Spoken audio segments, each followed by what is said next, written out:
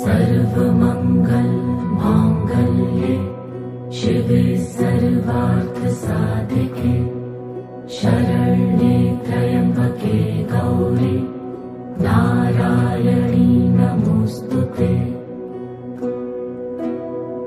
या देवी सर्वभूतेषु विष्णुमायेति शक्तिता नमस्तस्यै नमस्तस्यै नमस्तस्यै नमो नमः। या देवी सर्वभूतेषु चैतन्येत्यभिधीयते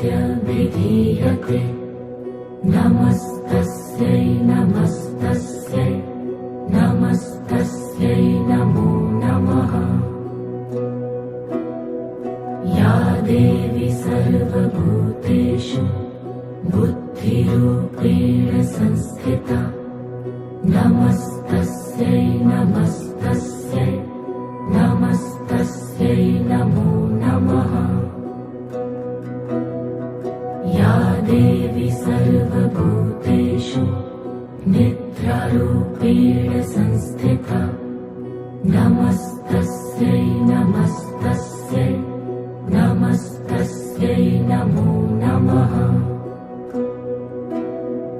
या देवी सर्वभूतेषु क्षुधारूपेण संस्थिता नमस्तस्यै नमस्तस्यै नमस्तस्यै नमो नमः। या देवी सर्वभूतेषु छायारूपेण संस्थिता नमस्तस्यै नमस्तस्यै नमस्तस्यै नमो नमः। या देवी सर्वभूतेषु शक्तिरूपेण संस्थिता नमस्तस्यै नमस्तस्यै नमस्तस्यै नमो नमः। या देवी सर्वभूतेषु तृष्णारूपेण संस्थिता नमस्तस्यै नमस्तस्यै नमस्तस्यै नमो नमः।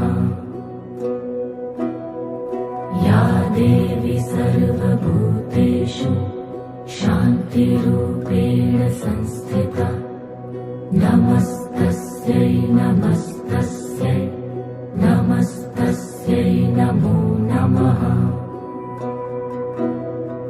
या देवी सर्वभूतेषु जातिरूपेण संस्थिता नमस्तस्यै नमस्तस्यै नमस्तस्यै नमो नमः।